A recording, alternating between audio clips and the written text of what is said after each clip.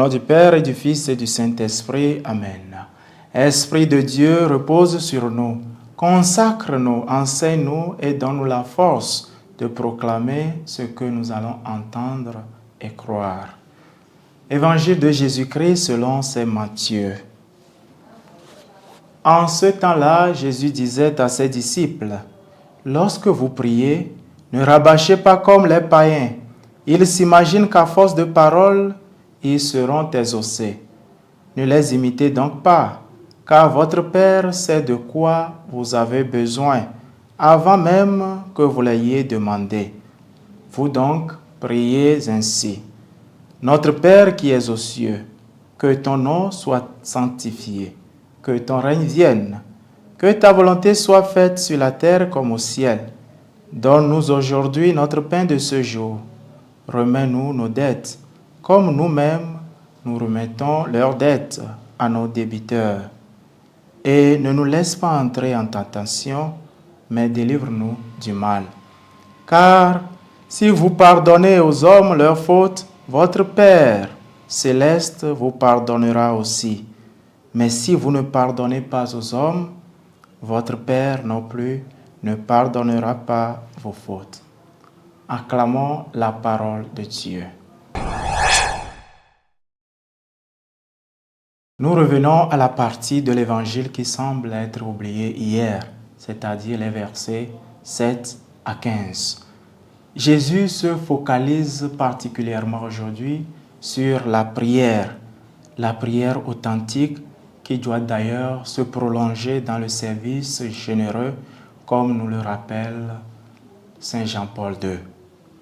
Avant de nous donner la matière de la prière, il prend le soin de nous rappeler que nos prières ne sont pas exaucées parce que nous avons assez rabâché et que Dieu connaît nos besoins avant même que nous nous le demandions.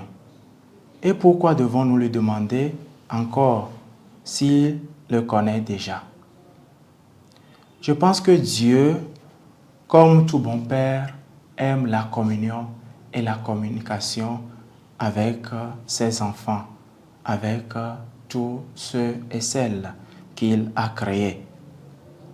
Rabâcher, c'est une manière de vouloir manipuler Dieu, de lui faire ce que nous voulons au lieu d'exprimer notre confiance dans le Père.